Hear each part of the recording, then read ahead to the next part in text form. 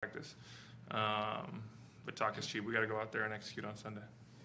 You mentioned Sunday having a setback in camp with the injury. How hard is that with soft tissue to really know when it's ready to go all out?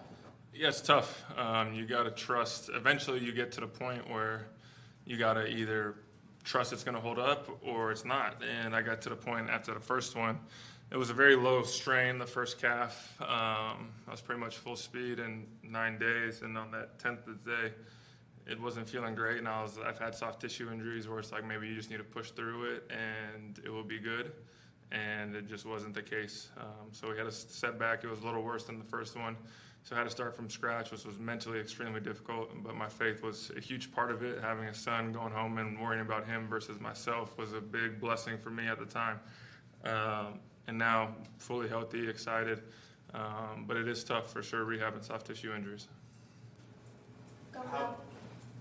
With Darren Waller, just somebody who's been in the league a long time, been successful for a long time, just the respect level and the type of game he plays. Yeah, Darren is a stud, obviously. He's been doing it at a high level for a couple years now. And he's just so dynamic. You see his receiver traits come out when you watch his film. He's so explosive. Him and Derek have a really good comfort level with one another. And that's what all good tight end play starts with, is the quarterback, obviously. You're not going to see a lot of amazing tight ends with poor quarterback play. It just doesn't work that way. So I got a lot of respect for him. I hope our defense shuts him down on Sunday, obviously. But I root for him a lot. What stands out with the Raiders defense? It starts with Max and Chandler. Obviously, those two. Max Crosby, after watching this week's film, being in the NFC, you don't play these guys a ton. You don't watch a ton of film on them.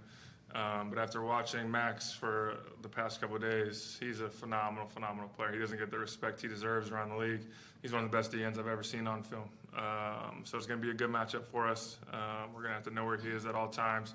Chandler, obviously, him being here last year, everyone knows him well, but really, really good player. He's got over 100 career sacks. And so it starts with those two. That whole defense starts with those two. Obviously, they got good players all over the field because they're in the NFL. But those two guys are really good football players. How many reps did you and Chandler have last year in practice? Was there? Not a lot. We played once in a game, but we rarely went one-on-one just because I got traded late in the season. Most of the ones against the one stuff is mostly in training camp. But I would watch him practice, and he's got 1,000 different moves. He would be practicing them in the weight room, just pulling a tackle aside, be like, hey, what do you think of this move? What do you think of that move? So the guy's constantly working at his craft, and I love to watch it because I love guys that are fully invested in this thing. And he's a great dude, really good teammate. So I enjoyed being with him last year. You mentioned on Sunday having a lot of prideful guys, especially on offense. Kyler is among them. How has he kind of communicated or approached this coming after a loss? Yeah, he's been building us up. Obviously, everyone was down, and he's kind of been the guy to not dwell on the past. He's really been a guy that's kind of focusing on the future because we know the talent we have on offense, and we should be able to put up points, and we should be able to execute, and we should do this, should do that, but we got to go out there and do it. Kyler's a guy that wants things done precisely. He wants guys to be where they're supposed to be, when they're supposed to be there. He's going to let you know how he wants things, and that's all I care about. It doesn't matter how I view a route. It doesn't matter if I think I should do this or that. Ultimately, it's about what the quarterback wants, and so we're constantly talking football, how he wants certain routes run, because to me, that's what route running is about, being ready when the quarterback's ready, being where you're supposed to be when he's ready, and that's what I take pride in. Have you seen a change in him? I know you were only here for half a season last year, but have you seen a change in him this year and how he is approaching it with teammates? I definitely think he's more vocal this year. I think he's kind of taken on that vocal leadership role. And I also just think he's even after the game, when we got our butts kicked on Sunday, he was the guy going around the locker room kind of telling everyone, we're going to be all right, we're going to be all right. So for me, I think he's just taking that next step. Everyone wants the finished product in today's society, and that's just not reality. Everyone's got to grow up. I'm a lot better leader now than I was when I was 24, 25. So he's doing a great job.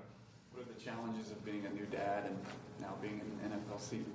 I just go home and none of the focus is on myself, which I love.